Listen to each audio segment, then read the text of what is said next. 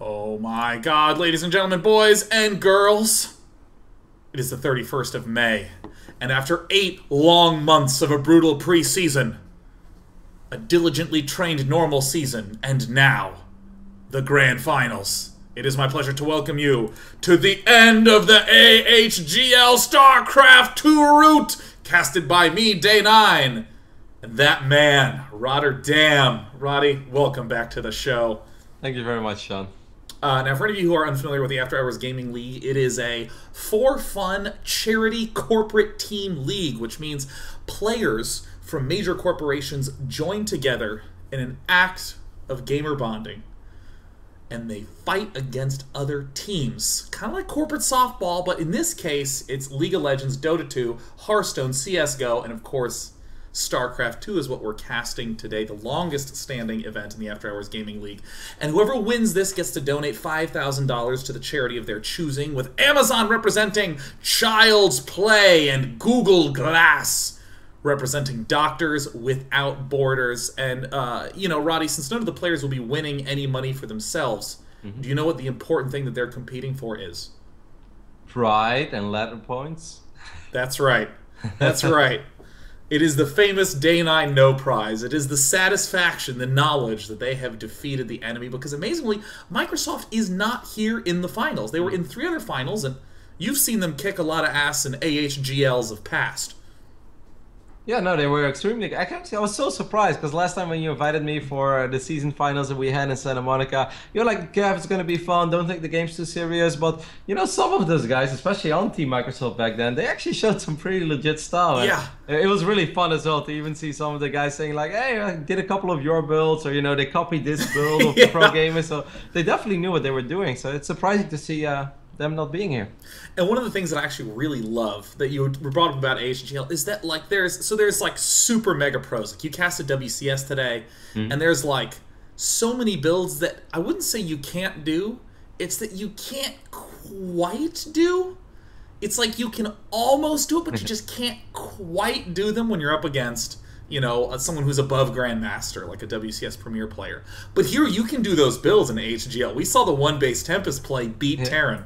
Yeah, I know. I was so proud. You know it, man. Like, I loved it. That was my build. The one and only true Roddy build. And I mean, I know we have a PVT today, so yes. If we see it one more, I might just lose it. Just so you know. Oh god, would be a delight. Yeah, let's influence the players. The games haven't been played yet, but if you go for Tempest, we're gonna bias our commentary, which, as we know, is a dark power wieldable by any caster. The power of bias. Well, this is a good play. You monster. Now, of course, we've talked a little bit about these two teams, taking a look at how they got here. Now, Roddy, the format for this tournament we've talked about before, it's a pro league style format. And for anyone who's unfamiliar with that, why don't you tell us a little bit about what that format entails? All right, we're going to have a best of 7. All matches, of course, will be played 1 versus 1. Players are dedicated or like already seated on a certain map, so we already know who's going to play against who. You're representing your team. Every single time you win your match, you score 1 point for your team. It's best of 7, so the first team to win 4 matches will win the series. And the best part is, the first 6 matches are known. Each team submitted the lineup in secret. So these players have actually had, I believe, 3 or 4 days to be training for these games. But should the series be tied up 3-3 and we go to game 7, it's the ace match. Oh, which means all the pressure is on. They have to choose whomever they want from their team to fight right then and there for all the glory. And of course, that $5,000 going to that charity. Now, I'm going to go ahead and add the team captains to this call. And to try to track them down, we have Valentin Stancieux, Mantric from Team Google. Are you present? Yep, I'm here. I'm not a captain, but I'm the representative. Oh, no. You're the captain now. Captain Valentin. Oh, and of course we have James Poula, a.k.a. Cha Shui from Amazon, the commander of Team Amazon. Hello. We're ready to rock. Oh, I like that. Now, Mantric, I have to begin with you from Team Google Glass. Google has been participating in HGL since its inception, but because the popularity has grown so much, you're the Google Glass team. So is everyone on your team a member of the Google Glass project? No, definitely not. We are scattered all over through different teams. We are actually from different cities, so we join from every corner of the company. Oh, wonderful. And how, from all these different corners, how did you join together to play and to practice for this event? I guess it's just our love for StarCraft 2. We have internal discussion groups. We have our own clan in StarCraft 2 in the game. We talk, we exchange ideas, we play against each other, you know, like a real team house. Yeah! Now, is there any special preparations you did? Did you, like, scout other people's build orders, or are you just watching WCS and picking your favorite player? You're like, go Pult, I'm gonna be Pult. Like, what was the training regiment for this unbelievably life and death match you have coming up? Well, for the final, I mean, I knew it was going to be a ZVT, so I trained hard with ZVT. We pulled some great Terrans from our team. Some great Terrans that are at Google, but they're not into the AHGL team for different reasons. And I trained hard with them. And it's not just me. Everybody in the team has been doing that. Once you know your matchup, all you have to do is like drill down and just try your best. Now, I mean, you're sort of implying to me that there's a regiment here. There's an appreciation for the standard, but does your team tend to like to go for standard builds? Do they tend to like to do repeat strategies? Is there some cheese, some nuttiness in there? Well, I'm pretty sure if people have been watching the AHGL, they know that we have tried everything. There's certain players in our team that may or may not like to cheese. There's certain players in our team that are just strong all around. I don't want to. May or may not like to cheese. I love that. I don't want to give too much information on the coming matchups, but well, I'm sure people will like it. Ooh, Rotterdam, is there anything you need to know from the editor-in-chief, the captain of Team Google Glass, officially, as of right now? I'd like to ask, you know, like as a player, it doesn't really matter at what level you compete. Whenever you play a match that means anything more than just a ladder match, I tend to get very nervous. You've already played, you know, the semifinals of this tournament, the quarterfinals. How were the nerves back then? And now playing in the grand final, do you already feel it, or do you think you're gonna be okay? Yeah, I already feel it. The semifinal was against Microsoft, as you very well pointed out. They were the finalists in the last 2 seasons. And we beated them, and obviously the numbers were very high. I think my APM was like 50% higher than normal just because of that. So yeah, you definitely feel it, and it's a very nice sensation. And I'm pretty sure we're all gonna have really good games because of this. No, that's what it's all about. Oh, that's the best attitude. And of course, for any of you who are interested in the player behind the voice, Mantric will be coming out in Game 3 today. And switching on over to Amazon, Chashui, you've been playing an AHGL forever. You're in the finals right now. How are you guys feeling going into this?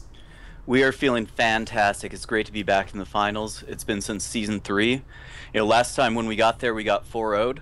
But this time we have a huge advantage in that Cicero is no longer on our team and he's on Google now.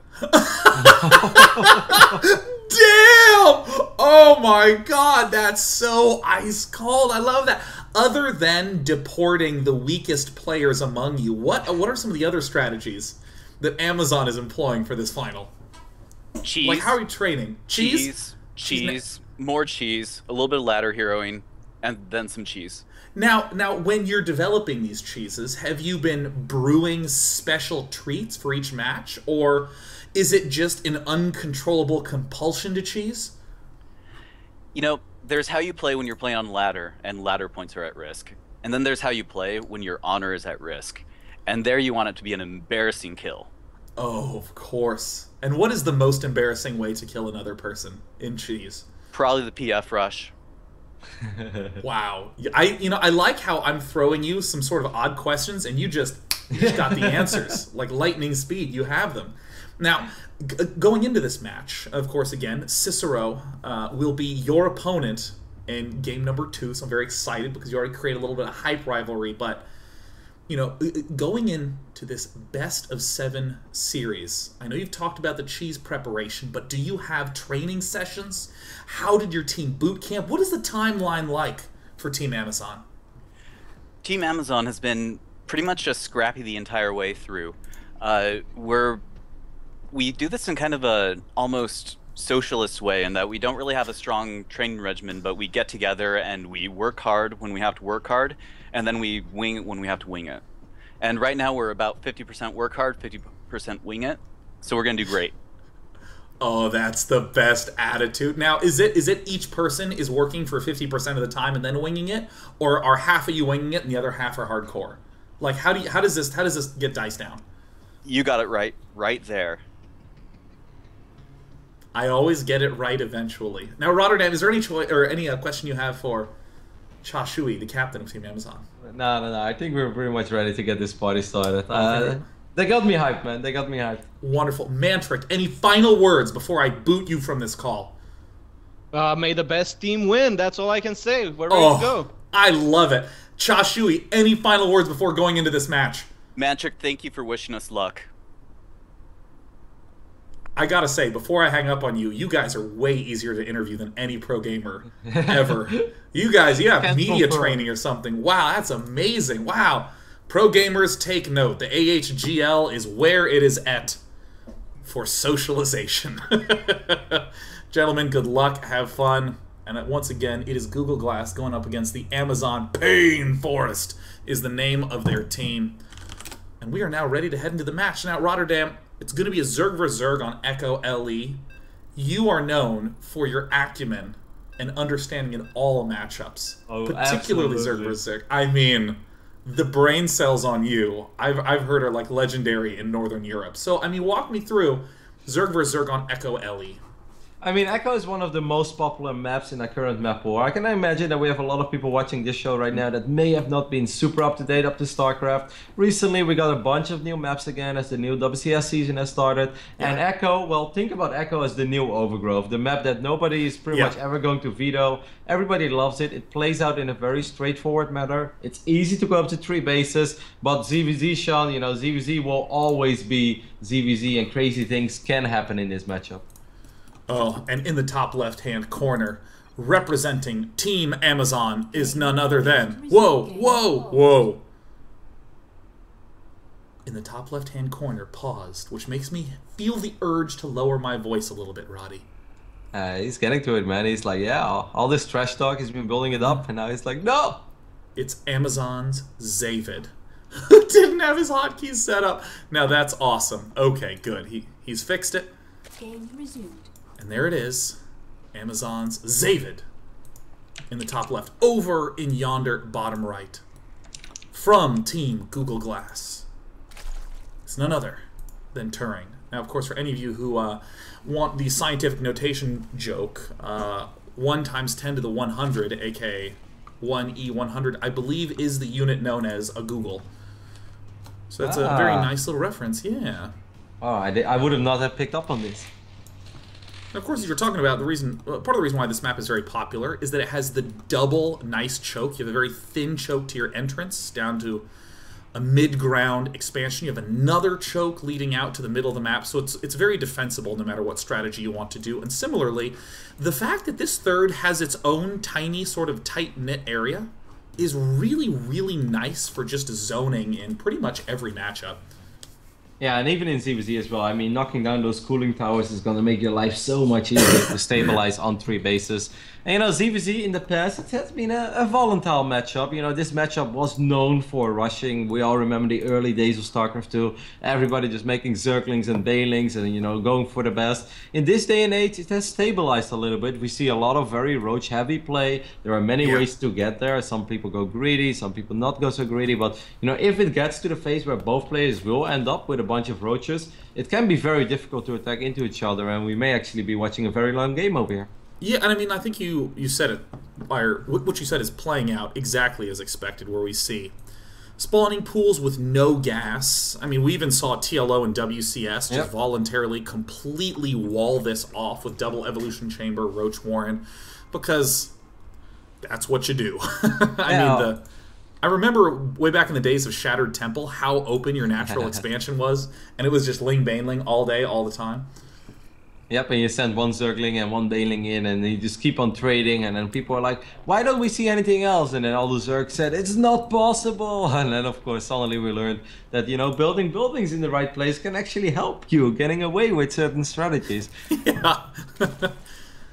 You know, it makes me still miss the days of Brood War that were 1 hatch, Muta, Ling, Scourge for like 15 minutes, and it was all micro, and you'd lose 1 Overlord, and the commentators would be like, well, he's going to lose the game because he really needs to spend all his larvae making Mutalisks. We see it looks like very fast gas out of Google. And meanwhile, Zavid on Amazon is delaying his just a little bit, but either way, this is still relatively normal. The real question in my eyes is how much are they going to invest in defense? Are they going to go 4 queen, 3 queen? But honestly, 3 queen is still just so normal on Echo LE. Yeah, this could play out in many ways, right? Like our Google player is going to have access to speed links quite a bit quicker. He could decide to go for it. He can also just use that gas to go for a ridiculously quick layer. We do see him start circling speed right now, so he may be the aggressor in this matchup. That could work out well for our Amazon player, but he needs to scout this. He needs to identify what he's playing against. Because if you don't have your buildings in time and you're playing with slower links, it can be very difficult to defend. Ooh, I'm not so sure what I think about Turing quickly planting down the spine crawler. I mean, it's a little more typical if you feel vulnerable, if you are expecting your opponent to go for Banelings himself. But in this position, I mean, Turing is going to be very thrilled not only to get into the main, but to see there's no Banelings.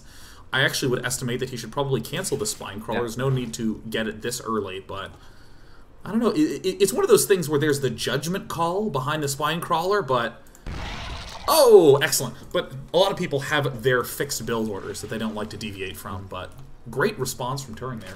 Yeah, no, I like it a lot as well that he canceled it. And also, like, he got a great scout and he was able to see the extractor and then he could already identify, like, hey, I actually mine more gas than my opponent. There is no way I have to worry about a crazy baning attack over here. I can cancel that spine, and the fact that he did, well, that's the perfect play. That's the correct play.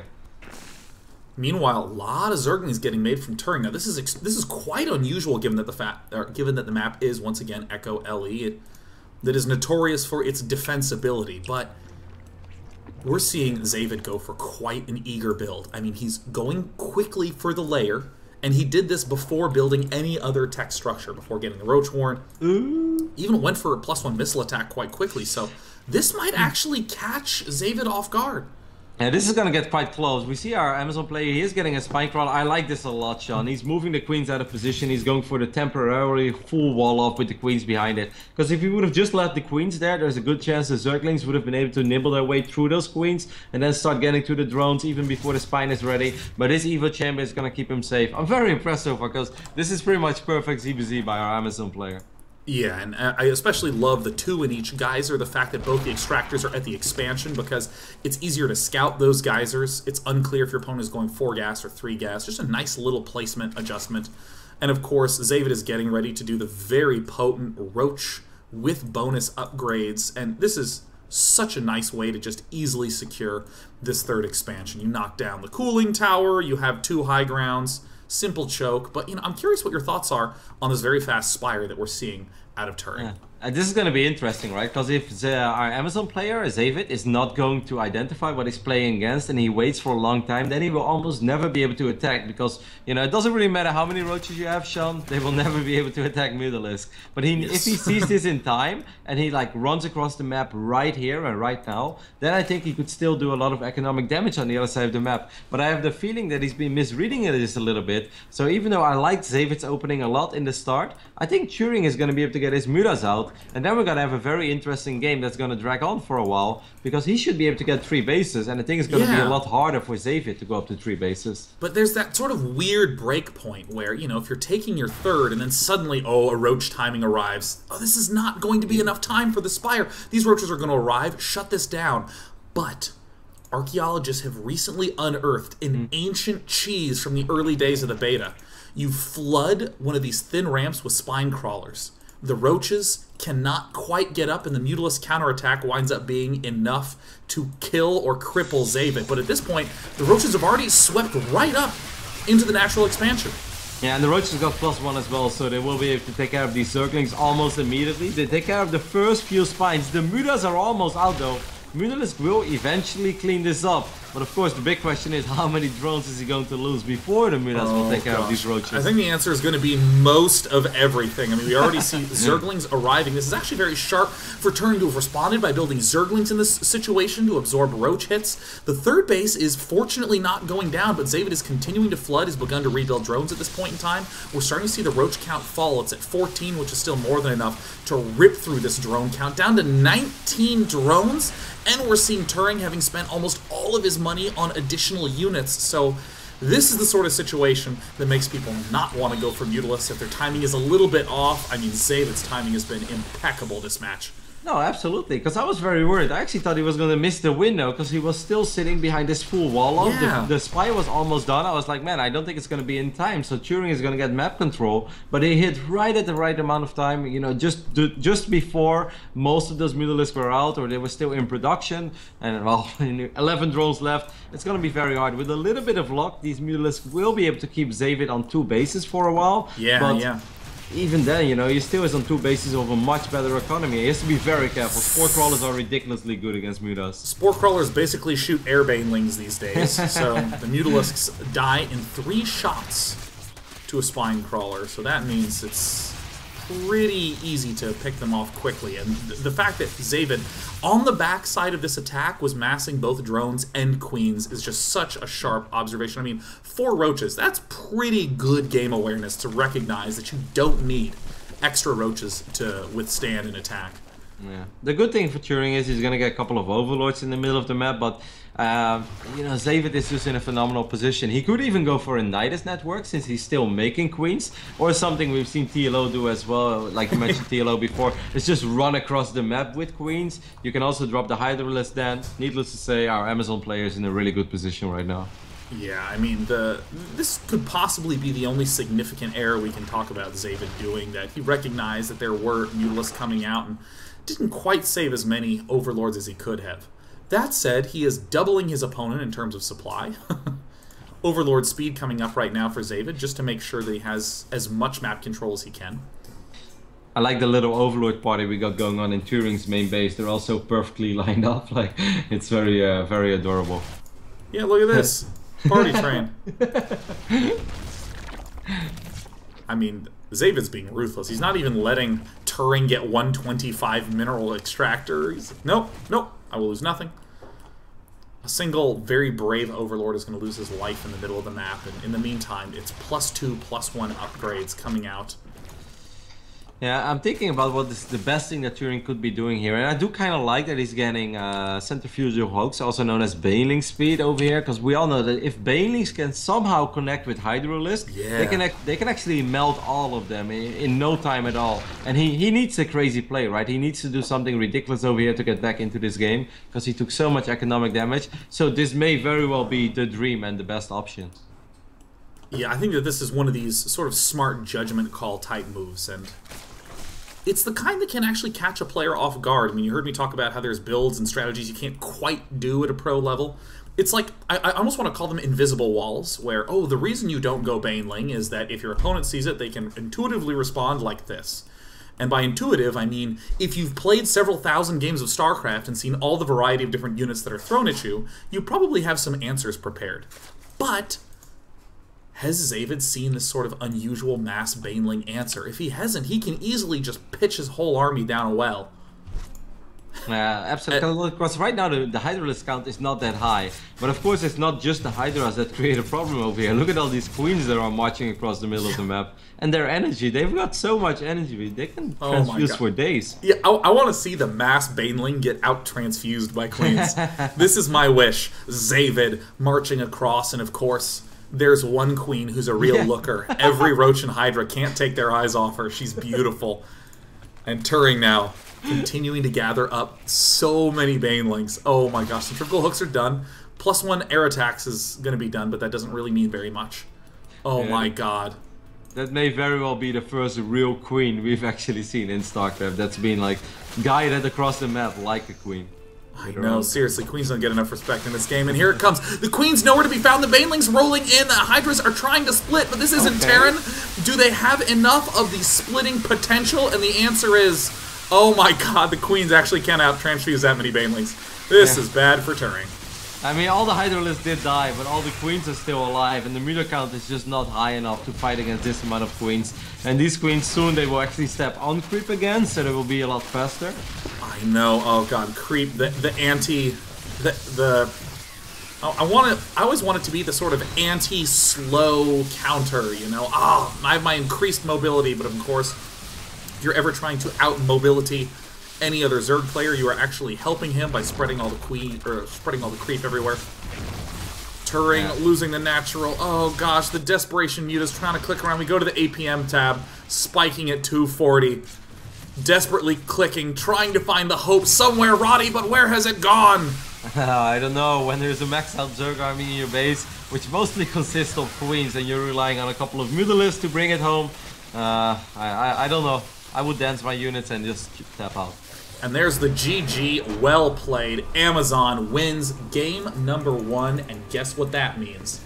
They receive a 1-0 next to their score. Boom, there it is. Zavid having marked it down for his team as we head into the next game. We talked about it before. It's going to be Cha Shui versus Cicero, a matchup that I'm honestly very excited to see because of that sick, dirty trash talk at the start of the match. Roddy. I know, you gotta call him out. He's like, well, I think we're gonna win this year because the player that made us lose last year is now on the enemy team. I guess before we can hop into the second series, I do want to give a big compliment to the way that Zavid played this though. Like, he actually played very well, identified everything early on, went for the full wall up, and then the roach counter, I was afraid it was going to be too late, but it couldn't have been any better. He took care of all the Zerglings, all the spines, and killed like 20, 30 drones. Like, that was just a very solid, well-timed attack. Oh yeah, and I mean, it's one of those attack timings that honestly, it was such a simple example of something that I just find so beautiful in StarCraft 2 in general, when it's like, okay, I'm going to look very vulnerable. I'm going to cut everything. I'm not going to get any units, any defense, and all of a sudden, a couple of gauges start filling. And Roddy, tell me nothing feels better than when all those gauges line right up. Where it's like your roaches pop out right when speed is done, right when +1 is done. And then they start their little derpy roach crawl at high speed to the enemy base. He lined them up, Roddy. He lined those gauges. Yeah, and it's even more beautiful than that, that he also gave his opponent the idea early on. It's like, hey man, you should maybe try to make a bunch of links over here. Like, I'm skipping Zergling speed, I'm pretty vulnerable. And then your opponent is slowing down his own economy to make all those units, and then you just have the perfect wall off. He had a very good approach to the matchup. You can see that he understands ZVZ quite well. And that means that our next match is going to be Cicero, who plays Protoss, going up against Cha Shui, the Terran, on Inferno Pools. Which we'll be getting set up in just a moment. But, I mean, what are your thoughts on the map Inferno Pool in the Terran vs. Protoss matchup? And I mean, I know that your Protoss might not be up to spec as your Zerg vs. Zerg is, but tell me a little bit about your thoughts on the map. That's true. I dream about roaches and mutalisks all day, every day. But every now and then I play a game of Protoss. You know, Inferno Pools is a map that... Like, I don't veto any maps because I like the variety of ladder. Even if it makes it, like, tough for my race, I still think it's more fun to play all maps than, like, vetoing some maps because we're going overly tryhard over here. And I actually think that some of the most fun games of StarCraft I've ever played have been on Inferno Pools. It's a it's a very unique map because of the islands and stuff and all the space around the bases. Yeah. I mean, the islands certainly something that is sort of underutilized in StarCraft 2. And even more underutilized in Warcraft 3. But let me not derail. It's something so simple about Inferno Pools that I love, just that there's a big hole in the middle. That's like my favorite part, because now there's this weird management of how do I get around? Where do I position my army? Because it's just so easy to have little counterattacks, and it's not something huge. It's not just like not forcing you to the sides. It's just you can't quite have a middle, and that results in a lot of really interesting positioning. I mean, especially in Terran vs. Protoss, which has just so many interesting angles, and each player's trying to manage each other's balls, Roddy. You know what's quite cute is that we have a little fact sheet over here with some information about all the players, and apparently our Protoss buddy Cicero over here, that's representing Google, is also known as the Lord of Four Gates. But if there is one map where I probably wouldn't really forgate, it's like the biggest or second biggest map in the map pool right now. Even though the ramp in the natural is ridiculously wide, like it is a very, very wide ramp, which normally is bad for Protoss, especially against Zerg. But you know, if you want to forget a Terran that goes for a very economic opening, maybe that's why they put. Maybe that's what you do. You know, like there is a psychology to someone who cheeses a lot, which is like, this is the worst map for forgating. So if I forgate, bah, and surprise. But then there's this slight problem where if you're only ever forgating, you can be a little bit predictable. I mean, it would be extremely smart to call yourself the Lord of Four Gates, but actually go Nexus first every game. Oh my god, that's so good. That's, you know, I've always been fascinated that a player can just claim to be something, Yeah. and everyone's just like, oh, I guess he's that now. Like Huck, when he was like top 3 control. He still is. Yeah, now the thing is that, like, it's not is he or isn't he, it's that every time someone brings up Huck, they're like, no, top 3 control. It's like, look at that! Look at that. He's great at marketing. That's really what we're crediting Huck with today. And he also has good control, but it's top 3 control. Now we are going to go into the Terran versus Protoss, as usual for any of you who are not TVP aficionados. Really, I've always felt, and I still feel, and I always will feel that this matchup is about what the Terran can do between 10 and 15 minutes. No, I completely agree. I mean, like every now and then we see gas first builds, which much more rely on like the 7 and 8 minute. But overall, like between let's say 11 and 13 minutes, that's when Terran gets the 2 to 4 medevacs out on the map. Can start actually doing a little bit of drop damage, and if you do damage, if you get yourself in a good position, that's awesome. If you do absolutely 0 damage, well, you give the Protoss free reign, and Colossus are hard to deal with, and High Templars are hard to deal with. And if you put them together, that's when Terran. Oh my god, I saw that smile. I saw your back arch and your pupils dilate and your foot cramp. Templar with Colossus. Oh yeah. Next match is getting started because guess what? We don't have downtime at AHGL. Not with commentators this good, Roddy. Oh, I think it's all the host, Sean. I think it's all the host. You always make uptime, Roddy. Uptime Roddy. That's actually a great nickname for you. Why? Because I'm an uptown boy. Look at you. Look at this. Map is now loading. It's going to be the Protoss Cicero from Team Google going up against Chashui from Team Amazon. Let's hit it. Heading directly into the game. It's currently a 1-0 lead for Amazon. And on the top right, or excuse me, in the bottom right-hand corner, the man who was on the interview minutes ago. It is Amazon's, watch this, Chashui! Oh my god, who's the funka now? He was just in the house over here. He said hello and he wishes us all good luck and fun. God, he's so good at witnessing games. And up in the top right-hand corner, hoping to put a win up on the board from Google, it is Cicero! Sometimes known as Ciceronage. Now, of course, it's important to mention that Inferno Pools is a 4-player map, unlike Echo, so the players don't know where their opponents are spawning. And we've got the vertical spawning locations, which can be okay for Protoss, but can also be quite hard, because as soon as the first medevacs unload, it's a very easy way to get to the Protoss base. Yeah, I mean, I think that this can be understated as we take a look at the mini-map, how much of a persistent threat this is. Because very often in StarCraft, you don't really need to actually do damage. You just need to have those persistent kind of threats available to your opponent, so that way he has to have some resources devoted there always. And Chashui going for gas first. Oh, he did say that Amazon loves the cheese, did he not? Mm-hmm.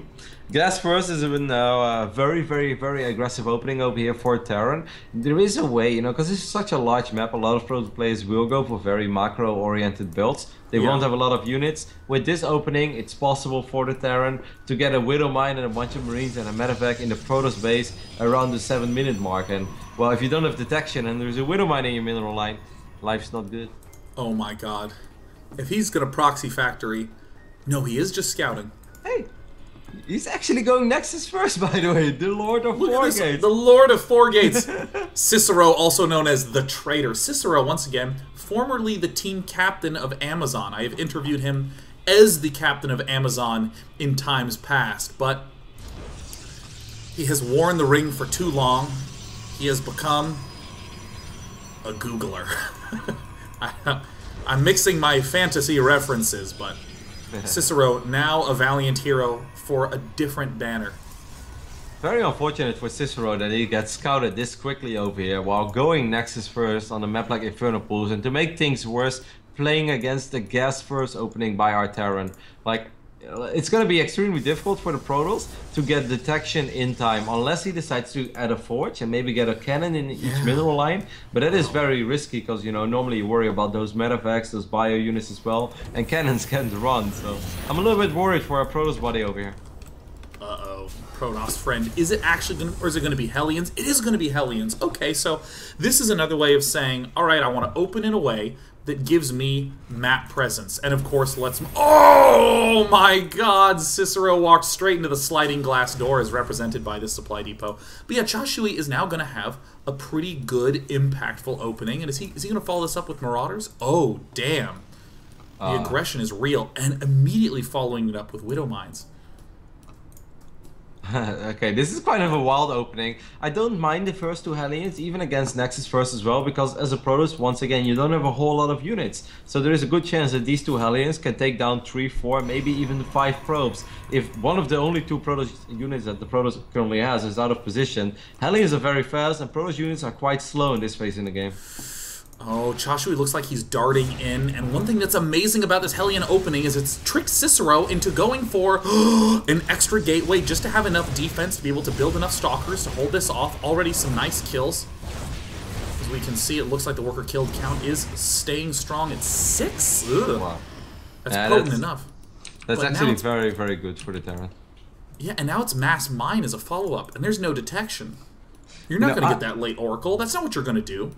And even if you get an Oracle, it's so hard to control it properly and make sure it doesn't attract a mine, because my Oracles, they're like magnets for Widow Mines. And, you know, this is a build, like, I've lost a lot against a very similar opening like this. I'm not making this up, and this is actually so annoying to deal with, because you don't have any detection, you have very few units. The Mothership Core. Oh no, Mothership Core at 100 health! And the Mothership Core, she doesn't get to toss out Photon Overcharge. So, I mean, what do? You're stuck between a rock and a hard place. There's mines down here, there's a Marauder down there, and everyone knows that one Marauder can take out as many Stalkers as he wants to take out. Especially if you have 2 Marauders and there's a Widow Mine in the mix as well. These Stalkers, they can't run either. Oh! Double killed! Oh my gosh, Cicero is getting absolutely toasted by Chashui right now. He's getting very unfortunate with the build he's chosen, and I must say our Terran has been executing it very well. The Hellions doing work. Here comes this mine. Oh my god! Oh my god, they're revealing! The probes are trying to fight! No! Pick one! Pick one! Oh no! I don't want to control R. I don't want to... Oh god, 16 workers have been killed off. Oh my god, the cheese wheel is turning fast. It is turning hard. And right now, Cicero, still under duress, has no Mothership Core yet. Oh my god, the Oracle is actually going to run out of detection in a moment. Yeah, he will have detection again within like 10 seconds or something. That window's not that long, but the problem is these Stalkers, they can't get close to the Marauders because they will lose the fight. There are mines in the mix as well. Ooh, that mine was very close to shooting at the Oracle, but this is just an army. Our Protoss player can't engage. This is horrible for him. 15 workers to 27 workers, a soon-to-emerge expansion. The Nexus may very well have to fall. Cicero might go out not with a bang. These Amazon builds are reckless over here, Sean. They're reckless. Full of wrecking, I think is what you mean. Yes. This build is a true Wreckaroni build, as Chashui floods out masses of Hellions, masses of Marauders. Now, this is a sort of unusual opportunity for Cicero. He took some massive damage, but Chashui wasn't building out any infrastructure to be able to be threatening. So at this point, really, it's just these Marauders up against just these. Never mind. There's soon to be no units for Cicero. A single force field.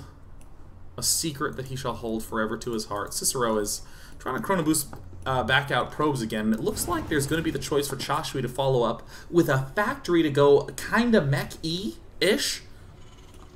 Huh? Yeah, it kind of seems like it. He had a few more middle mines in his main base as well. That he is like, in case the Oracle flies to my main, and maybe it will fly into one of the mines. Well, since that didn't happen, he just picked up a bunch of mines, and he's gonna head towards the main base. And there is still not a whole lot of detection over here, Sean. That Oracle is out of position. Oh god. Oh. No, I can't watch. No! Oh god! Oh, there's 9 probes left. Good game, Chashui with the cheese. Going to 2-0. As I go to my oh-so-glorious scoreboard, that means that Chashui has brought the series to 2-0 in favor of the Amazon. Pain Forest is the name that they say. Ken Mantrick, the unofficial brand new team captain, pull it back together Oof. Sean, my Protoss heart is dying inside over here. Like, I know. I like, you didn't see this because it was off camera, but there were tears streaming down Roddy's face. He mourns for every probe personally. No, that's, you know, credits, of course. We gotta give credit where credit is due. And the build by Chasui is interesting. It worked out extremely well against Nexus first. You know, the Hellion opening is something that may work, may not work, but the Marauder Widowmine combination is so damn effective early game against Protoss, especially if Protoss doesn't open up with a quick robo and you don't have an observer, because like you mentioned, one Marauder can kill infinite amount of stalkers. And then doesn't matter, yeah. And then whenever you like feel like, okay, maybe I can actually chase this Marauder down, then there are mines, you have to avoid those mines. Like, I've died against very similar builds. There's one Terran on Europe that keeps on doing it, and God, do I hate that guy. Yeah, I love it. You're just like, I hate him. Yeah, I hate him. If he died right now, I'd be like, nice. No, that goes a little far. But... No, it's a little far. Oh, if he died, you'd be like, well, don't have to worry about that build anymore. Well, let's say if his computer would die and I will never play him on ladder again, you know, like, I'll be like, okay. You know, like, okay, I accept. Well, we're going to go ahead. It's time for game number 3. It's going to be Amazon going up against Google Glass. And right now, Amazon is leading 2-0 with some cheese. And a great timing attack by Zavid in game number 1. Game number 3 is going to be a ZVT. That's going to be our first ZVT of the day. We haven't seen it yet. And it's going to be played on Iron Fortress, another 4-player map. Yeah, and Iron Fortress is a map that I would say has a deceptively uncomfortable third base. It's the one that just, it seems like it's a good old fine standard normal third base, but then all of a sudden there's that dirty little back door. And the Zerglings are like, oh, I love this entrance, oh. Down in the bottom left-hand corner, the man whose sultry voice was heard round the world during the pregame interview. It is Google Glass's Man Trick. And at the far opposite end, there's some sort of emergency going on. In the top right, it's Amazon's Anna Thorne. Anna Thorne. It's a badass nickname. So good, so good.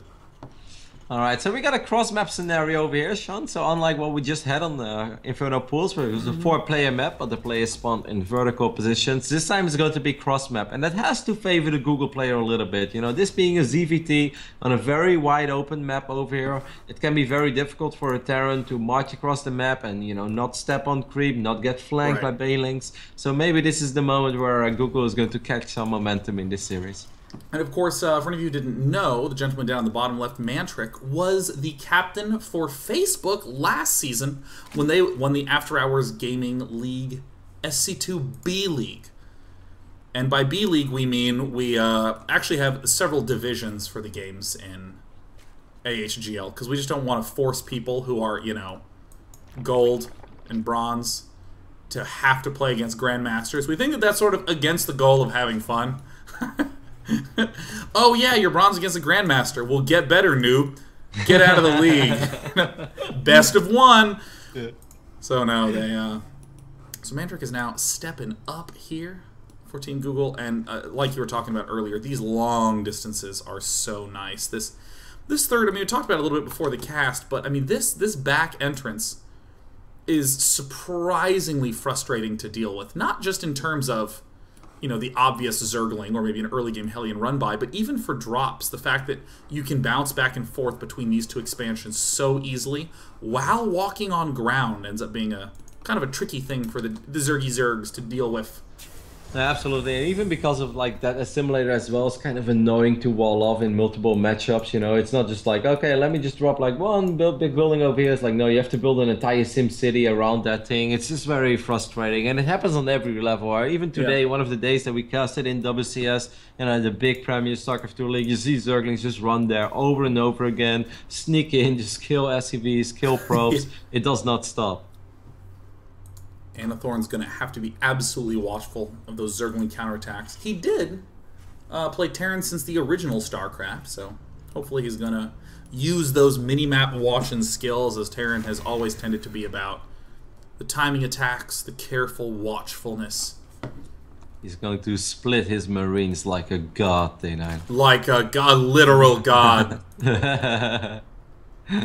And I like this prudent scouting. He's going to have mistimed it just a smidge as this Zergling is... Excuse me, this Zergling. Whoops. Oh my god, I'm sorry. This is not a Zergling. This is an Overlord. I promise you I've played this game. Mistimed this just a little bit. The Overlord is going to get out with his life. And Anathorn doing a very defensive opening. He's getting out many Marines before doing anything else. What are your thoughts on this sort of opening?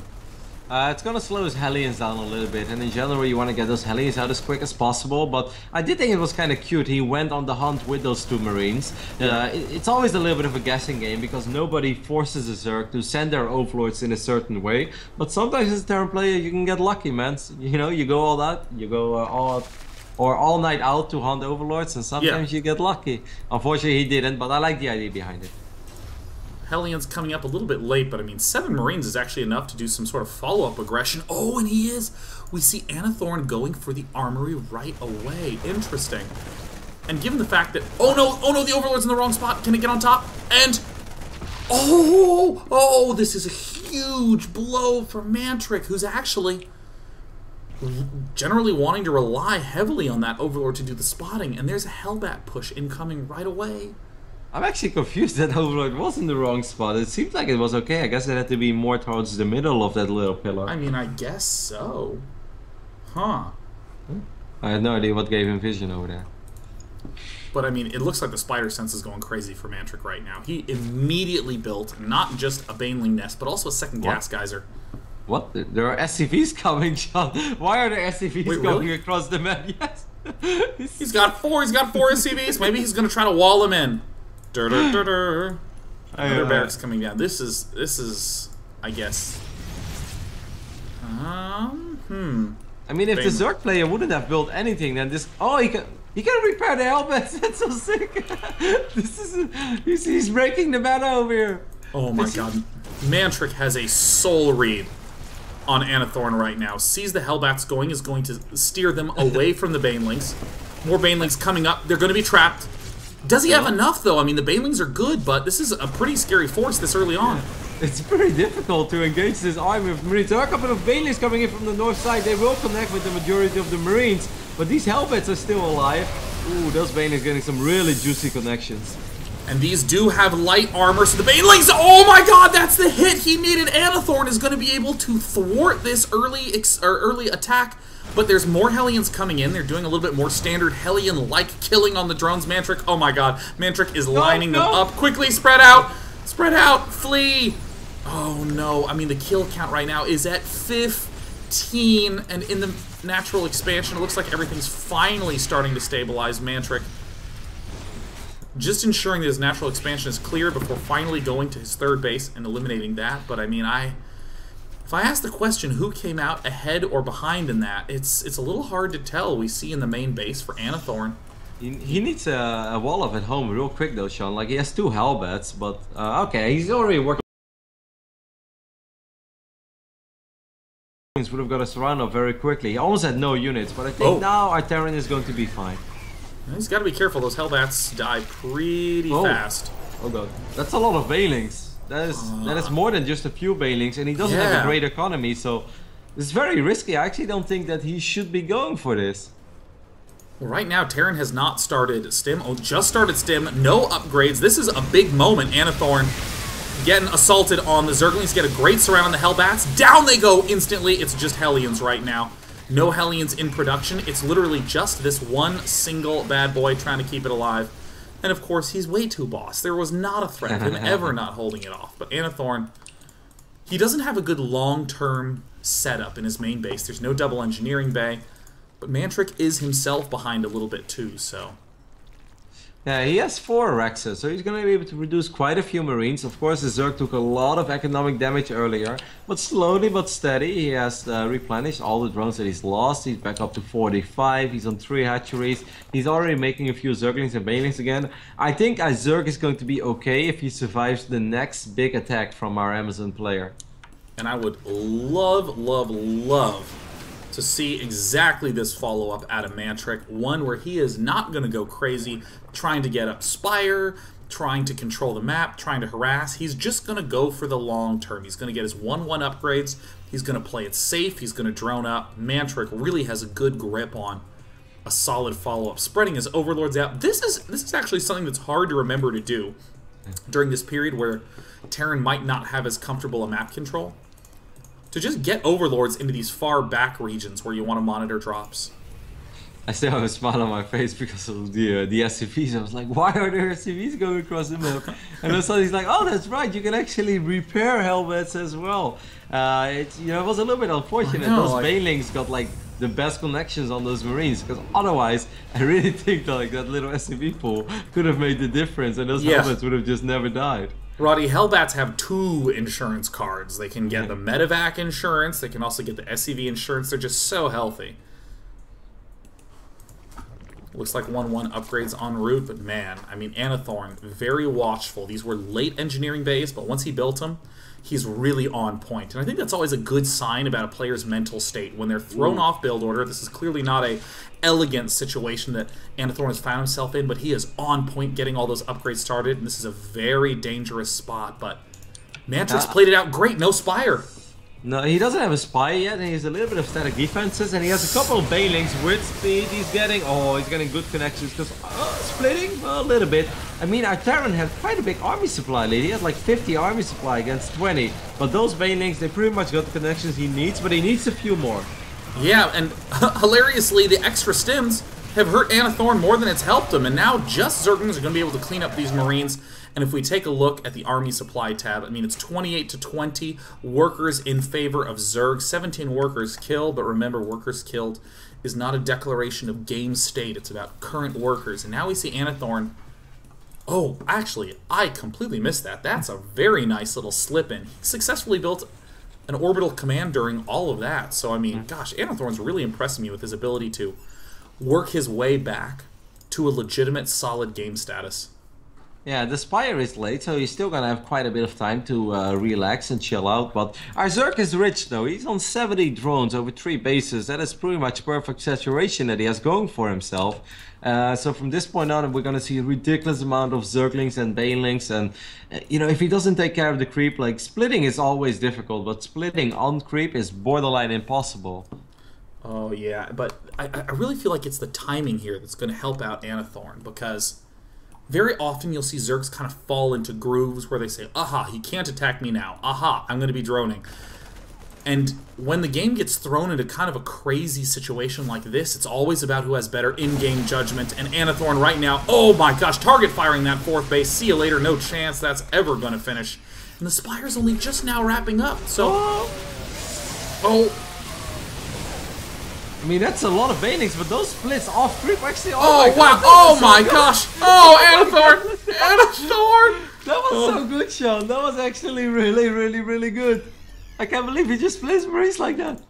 That was a beautiful split, and that's what's so awesome about these sort of funky, fluid timings that we see. I mean, with splitting like that, I mean, you can have all sorts of weird situations, and as long as you have a Marine and a chair, you're going to be okay. that was just really damn good. He can pick up a couple of these units as well and just get the hell out of there. A few banelings do blow up, but not really getting a whole lot done. Of course, Zerg still has money in the bank. He has a macro hatchery as well, so he can still produce a lot of Zerglings. He has Mutalisk out right now, so it's not like Montreach is dead. Like, despite losing the 4th base, he's definitely not dead yet. He has a lot of money, but he needs to make sure he doesn't take any economic damage right now.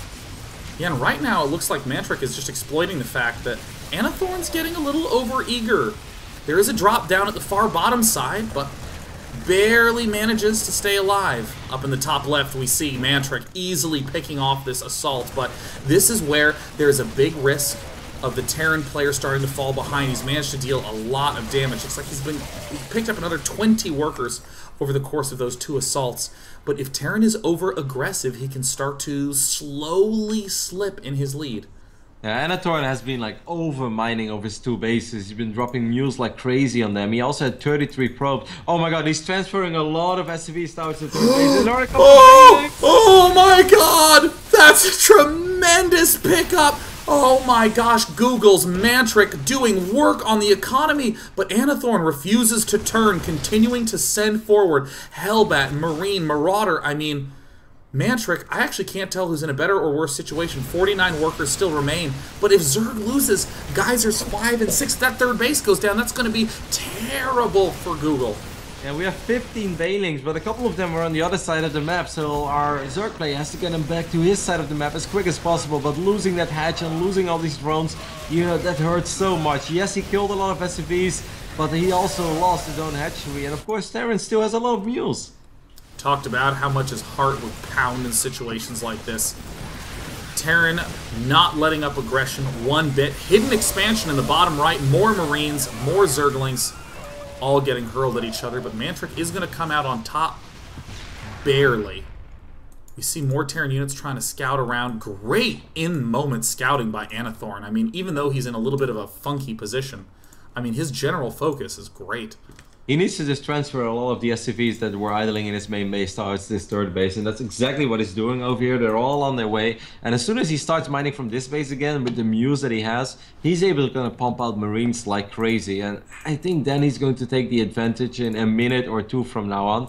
But, you know, it took a while. He could have had that base saturated already, so he's still in a little bit of a pickle because there are a lot of Banelings out on the map. But of course, you know, Zerg taking so much economic damage as well. Starting to look better and better, I think, for the Amazon Terran over here. Yeah, this is a very close game in terms of, you know, workers killed off. They've both taken some pretty significant losses. They are neck and neck in army supply, though. An interesting decision, though, for Anathorn is that we see no Widow Mines. And, you know, as the Terran army gets larger and as the Zerg army gets larger, I mean, don't you think there's some necessity to have a pretty solid amount of Hellbats? Or do you think he can just go straight bomber mode and never get mines ever?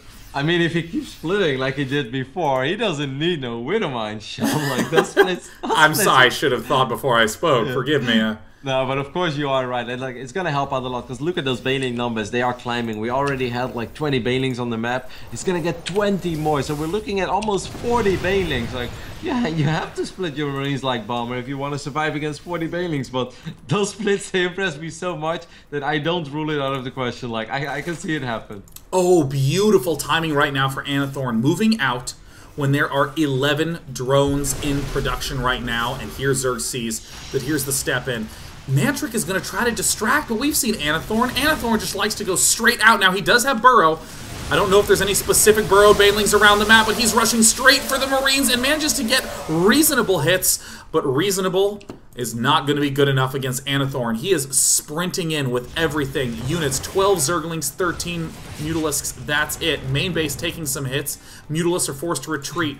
A trio of turrets going to deny assault on the third base. And Anathorn just all-out aggression. Those splits were actually really good again, Sean. We almost had 40 Banelings on the map. Now we only have 6 Banelings remaining. 3 of them are gonna roll in. They do get good connections, but with these medevacts over here, it seems like these bio units are just going to town on this hatchery that's being upgraded to a layer. We've got just a bunch of layers going down right now. I'm not sure why that's happening. Oh no, he must have hit something wrong. We don't need this many layers on the map right now. We see these Mutalisks are still trying their best to assault, to counterattack, to do whatever damage they can. A boatload of Banelings march right on in. Finally, it looks like Mantric has managed to stabilize, and perhaps this goal of counterattacking aggressively is actually going to pay off for him. We see how many barracks are there right now. I mean, we see in terms of structures tab, there's actually 4 barracks. There's 4 barracks? There's going to be 3 barracks? That's kind of a weirdly sick move right now. Wait, is Mantric starting to stabilize here? And the supply counts are close. He's going for those massive upgrades. He really has to cancel these layers, so this is... He had one more on the way as well. That's actually a very unfortunate misclick because those counterattacks did do very well. But 4 layers, you know, that's just a giant waste of money.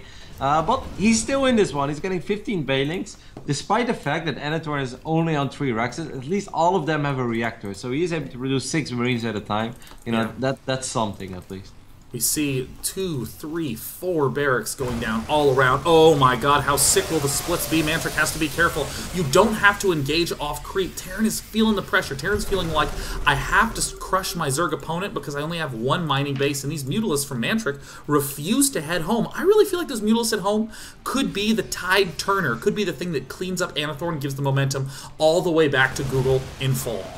Especially because those medevacts, it will just never stop healing these units that are out on the map. I mean, they are doing a very good job in intercepting all the reinforcements that are trying to make the push stronger. They're gonna start working on the add-ons. That's a good idea as well. He's got to be careful not to lose too many Mutalisks. He's getting distracted. He's been sending units to try to deal with this drop, and in the meantime, he's losing all of his Mutalisks. Oh no! Mantric needs to get them out. Meanwhile, at the third base, which I guess technically is the second base now, Mantric is still pulling an extremely narrow defense. No, it looks like he does not quite have enough. But of course, Mantric is still inches away from surviving this. He just needs to collect himself together. He's elected to build 9 drones. Oh no, that might be the nail in the coffin. This expansion appears to be on the verge of falling, and Anathorn continues his streak of eliminating every single worker. Oh no, Mantric marching too many Mutalisks and 96 workers killed.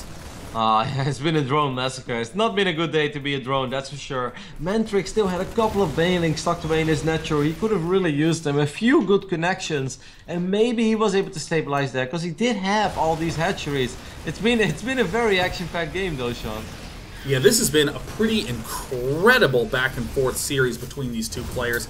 I mean, at this point in time, Mantric is assaulting the 3rd/4th. I mean, this hidden base from Mantric is really his only saving grace at this point. This expansion hardly has anything defending it at this point. Yeah, I'm afraid there are just too many Terran units right now on the Zerg side of the map. Few Baneling or a few Mutalisks trying to chase these medevacts, but it actually means that they will get picked off as well. These splits, Sean, these are way better splits than I ever expected to see today. I don't split my Marines like that, you know. I'm a Protoss player, I keep my army together, but Anathorn has some sick splits. F2, 1A, I'm right there with you, brother. Yeah, we see all the bases have fallen down to 21 supply, 124 workers killed. GG, Amazon amazingly leads the series 3-0 at this point. I'm really not trying to make this bigger than this, but sometimes in WCS you even see players get nervous and they won't even split the Marines like this, and you read on the forums, it's like, is there no foreigner anymore that knows how to split his Marines? Well, bam, Anathorn is here. You should sign up, Sean.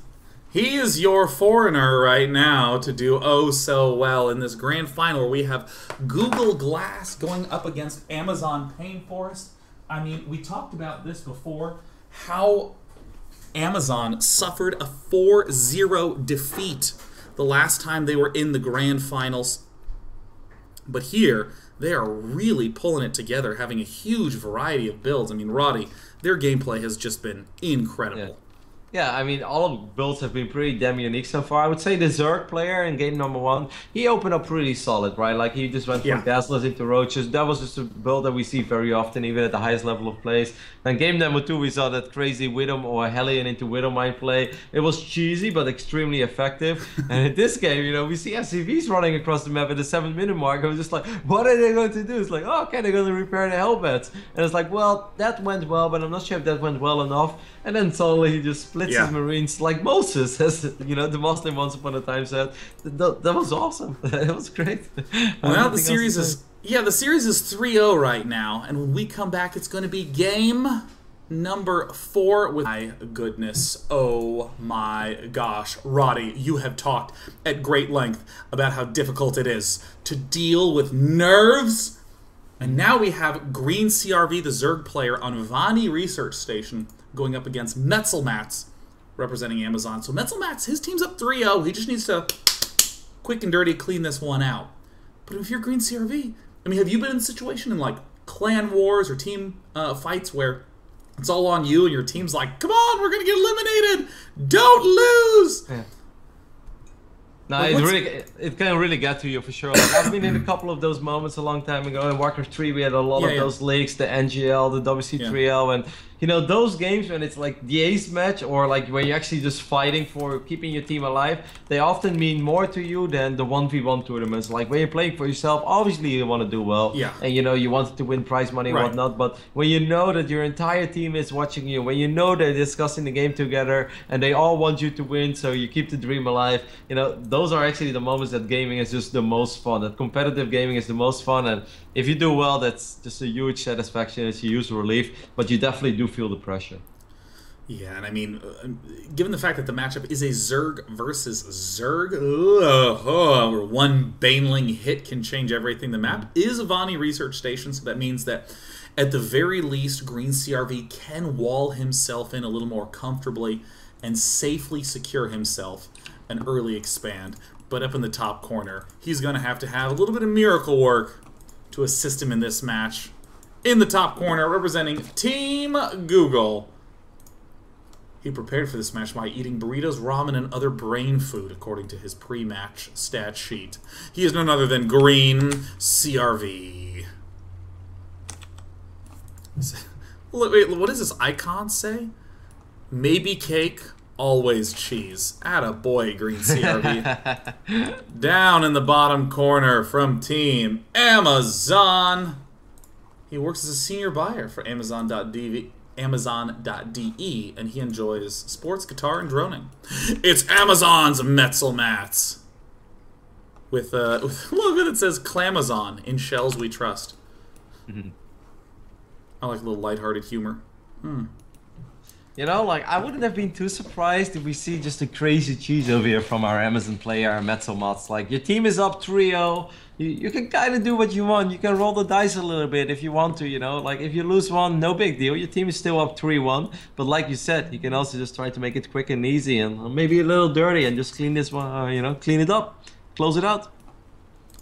I would love to see a standard, stable, solid play out of our Northern Zerg Green CRV from Google. I mean, Metzel Mats is playing, I think, what is a reasonable style, which is, well, I don't really want to take any risks. I'm just going to go for what is normative. I'm going to get my pool first.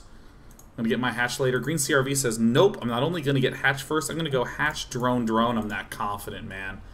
Can't touch me. Yeah, extremely economic opening over here.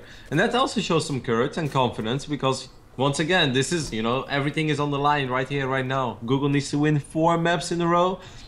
He could have got cheese if his opponent would have gone for a 10-pool bailing, or for instance, this would be borderline impossible to hold. But right now, he's actually in a pretty good position. You know, he is having a much more economic opening than his opponent.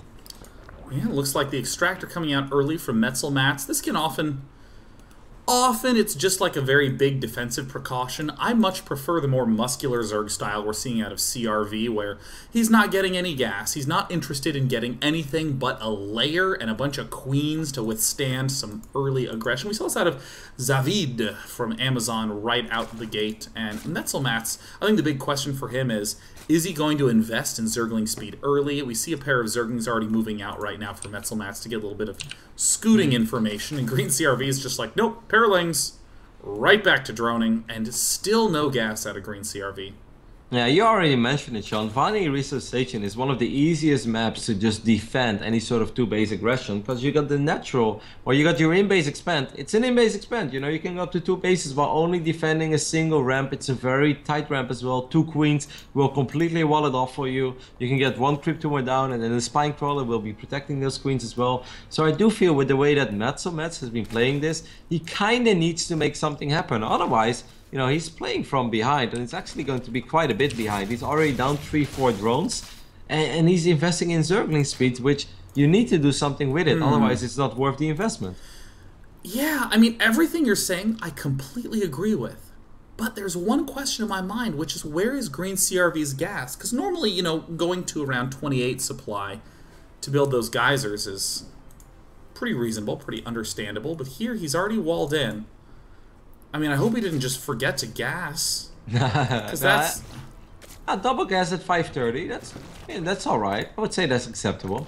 Oh, there we go. And there's the Roach Warren also coming down. There we go. But a lot of the timing attacks that exist from a very fast layer have already gone past for Green CRV.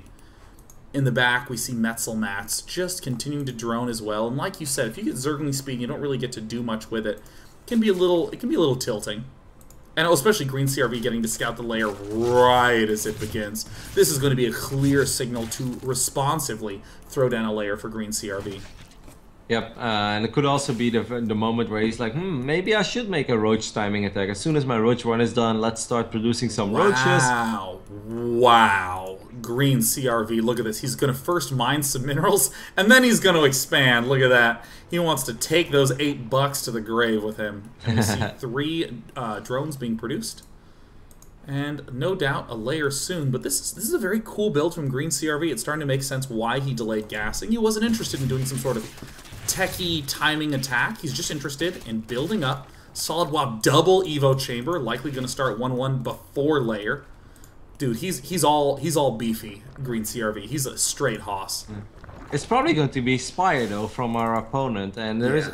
I mean, if he's able to keep this hatchery up before the Mutalisk make their way across the map, and there will be queens there. He drops a single Spore Crawler. We already saw in our first map of the day how incredibly good Spore Crawlers are against Mutas. Oh god, then things do look very good for Green CRV, because he's at a better economy. He's gonna go up to 3 bases very, very quickly. Ooh. He's gonna lose one of his queens over here, and there's a lot of Zerglings streaming across the map, Sean, and we don't have that many roaches just yet.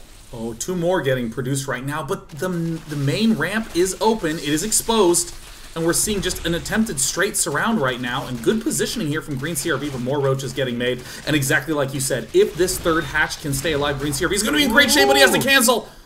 Okay, this is really good for our Amazon player, because he's going to get full map control. He doesn't have to sacrifice these Zerglings, he should just back off. He did already everything that he wanted to ever do. He got a cancel on that hatch, and he got a couple of roaches. This is good enough. You don't want to lose these links right now.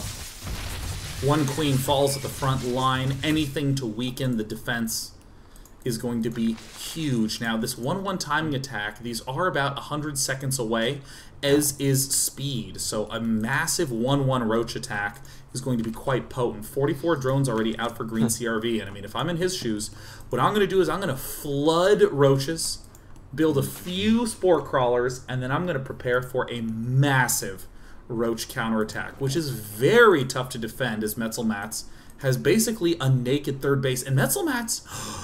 But he's gonna get Mutalisk though, Sean. Like, I think he's going to be more than okay. I don't think that Green CRV can attack over here, because we already have a first Mutalisk out. This Muta number is going to climb rapidly, and he's gonna get full map control. He's gonna snipe Overlords.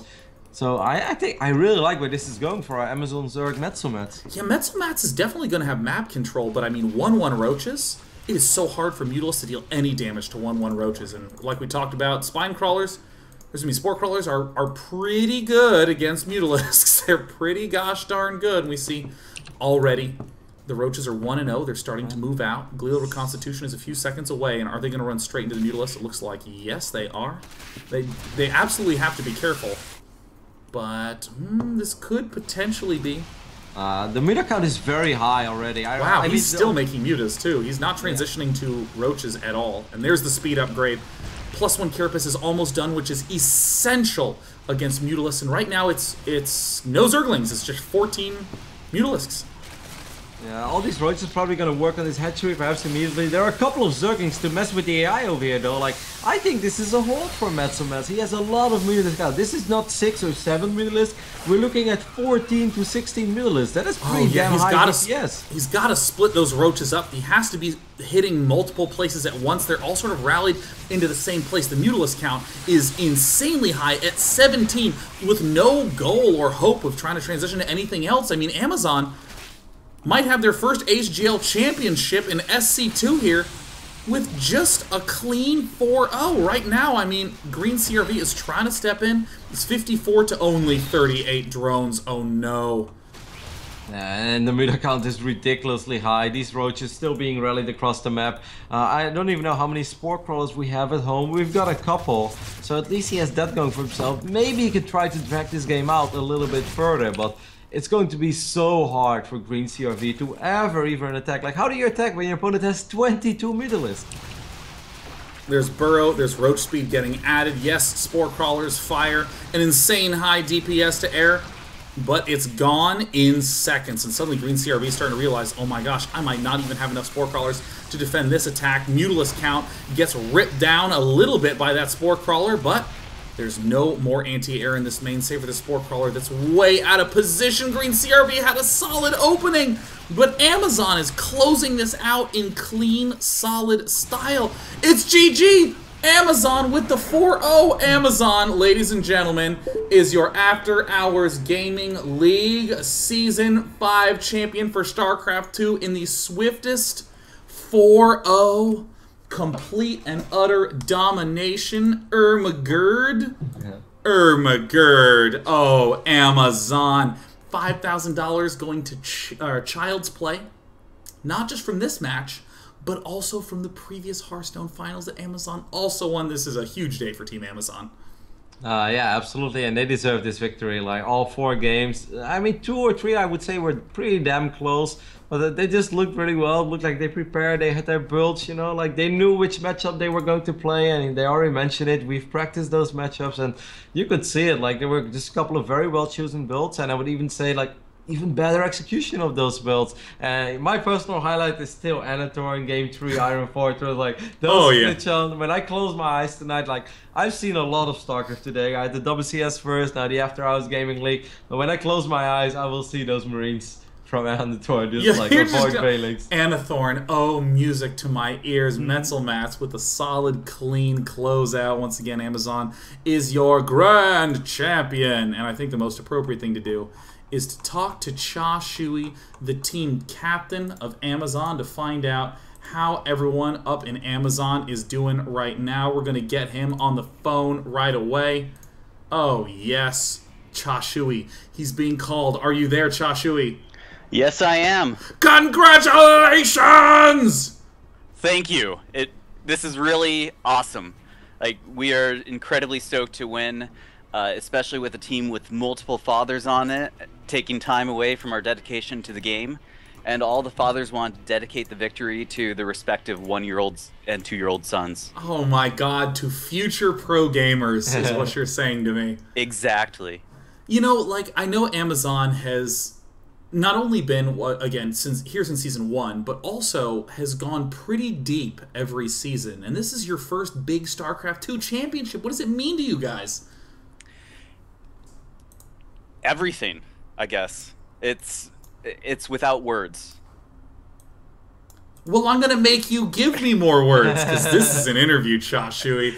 I mean, is there already a buzz among the rest of your team members? I don't know if they're there. Oh yeah, everyone was in the hangout chatting about this, getting super hyped. The team is about to go mob the Raygun Lounge where the Seattle party was taking place. Yeah, baby. Show up and show the faces and revel in the esports joy. Any specific celebrations you're going to be doing this evening, Cha Shui? Probably a couple of beers at that lounge. Attaboy. Now, of course, I have to ask a little bit about first zooming straight into Game 2, where you were going up against your traitorous teammate Cicero, who was over on Team Google. That build you prepared was particularly cheesy. Tell me about that. It looks really cheesy, but actually it plays out in a very, very stable way. Has lots of good transitions into a long mech game, with Hellbat tank pushes, options for Banshees, Vikings. It's actually as someone who doesn't do very well against storms, it's a really solid way to play. Well, awesome. Well, I mean, like, did you just stumble upon the strategy through typical laddering, like refining it there, or was this something you prepared deliberately against Cicero? I've actually been doing the classic Wings of Liberty 2 racks with the Reactor Tech Lab on ladder and in previous AHGL matches a lot, and getting a lot of success with that. So I figured that he'd be scouting me and seeing that that's what I was going to do. And so I dug back further into a build that I was using a lot last season, actually. Yeah. And pulled something that it's really a coin flip for him what he's going to prepare for, because they're entirely different preparations. And in terms of, you know, the sort of lineup going forward, you guys were already up 2-0, and Anathorn coming out on Iron Fortress. He seemed very solid. In fact, Roddy is now obsessed with his splits. He should be. We are incredibly impressed with him. Anathorn used to be a GM on the Latin server before, children and life hit him. And then recently this year, he joined us over at Amazon, and we were super excited to add more Terrans to our lineup.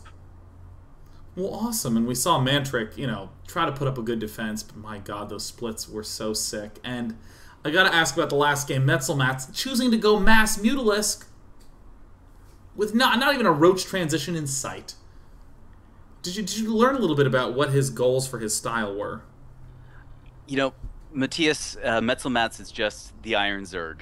He is our German player. It is, right now, it's like 3 or 4 a.m. for him. So he's been up a lot. 4? Yes. Yeah, 4 a.m. for him. So he's probably just super zone focused on trying to take the win home, and saw the path to victory as Mutalisks. What a boss. Hope he tucks himself into bed and dreams of his own victory to close it out. Now that you've won, I gotta ask you, Joshua, please give a little shout out to Child's Play. Tell us once again, who is Child's Play, and why should the viewers here support them and their organization? Child's Play is a charity that was founded by Penny Arcade, kind of under the premise of trying to give back and show that gamers really are a good contribution to society, and doing it by bringing video games into children's hospitals, especially for kids that are undergoing terminal care for terminal illnesses, or just under the weather for quite some extended hospital stay, by bringing in just tons and tons of varieties of video games, consoles. And so it's really about making children that are in a really bad situation feel better and be able to go on a little journey, even if they can't leave their room. Oh, and of course, for anyone watching who is in support of such a noble cause, go to childsplaycharity.org/donate to show your support, or at the very least, just go to childsplaycharity.org and give a shout out to Team Amazon that not only provided one $5,000 donation, but 2 as a result of the Hearthstone performance. You guys had a great final season here at AHGL. Roddy, any questions you have for the illustrious captain of Team Amazon? First of all, of course, congratulations. Were some very entertaining games for us to watch, and also very beautiful speeches now. Nonetheless, I would like to ask, maybe you have like a word for all the StarCraft players around the world. Like, everybody loves StarCraft, and a lot of people or at least, we all love it, and a lot of people love playing it as well, but they're always afraid to get competitive because people feel like they're not good enough, or they're afraid of losing. But obviously it seems that, this league, it's all about participating, having fun. So what do you have to say about those people that may want to be competitive but feel like they're not good enough? The only way to get good is to play. But the only way to have fun is to play, am I right? That's true too. Until you get that point where you kind of there's the real gamers hate games phenomena, where you get to that point where you just batter your head, but you got to push through that. And you guys did an admirable job of not just having a blast, but of kicking ass. Getting 5K to charity. So Cha, Shui, thank you once again. Amazon, Payne Forest, going out with the 5K first place prize, which pretty much wraps up the After Hours Gaming Season 5 for all of us. We've done Hearthstone, CSGO, Dota 2, League of Legends, and now StarCraft 2. And Rotterdam, let me say once again, thank you so much for staying up till 4 a.m. German time to cast this event. You're more than welcome. It's really fun to be part of stuff like this, especially when, earlier today it's all serious and short, and we're casting pro gamers, and then it's just really fun to cast some relaxed StarCraft as well. So it's been a pleasure. One of the players on on Skype, he just mentioned there is a Barcraft currently going on as well, where a lot of people, a lot of Microsoft employees are watching games as well. So I'm going to give a shout out to a buddy that I've met in Seattle. His name is Jeff Y. He's a Microsoft employee, and I want him to do well next season in the After Hours Gaming League. So Jeff, start practicing. Never stop training. That's it. It's always a pleasure, Sean, and very happy to do some StarCraft with you. Hope to do more in the future. And of course, shout out to Apollo, who is Rotterdam's actually at Apollo's apartment because there was not quite enough time to get to Rotterdam's humble abode. So Apollo offered up where he lives, and literally everything that Apollo is represented behind Rotterdam. That sofa is so important to Apollo. It is his soul sofa. So huge shout out to Apollo for donating such a wonderful PC to such a glorious man. And of course, to all our volunteers at AHGL, we talked about this before at Hearthstone, but we'll say it again here. Everyone at Day 9 TV pitches in to make the AHGL possible, but that's not even a fraction of the scope that is achieved by the amazing volunteer and assistants to make this event possible. All the team captains of the HGL teams, all the volunteers who helped do all the logistics, and of course everyone who assisted. Thank you from the bottom of my heart. HGL is such a blast to do, and it is literally not possible without people just wanting to make it happen. So, it is I, Day 9, Kevin Vanderkooi, Rotterdam 08, saying goodnight. This is the After Hours Gaming League Season 5 conclusion. Go to ahgl.tv for all your updated news. And don't remember... Whoa, let me try it again. Don't forget, wherever you are, play more video games. Good night.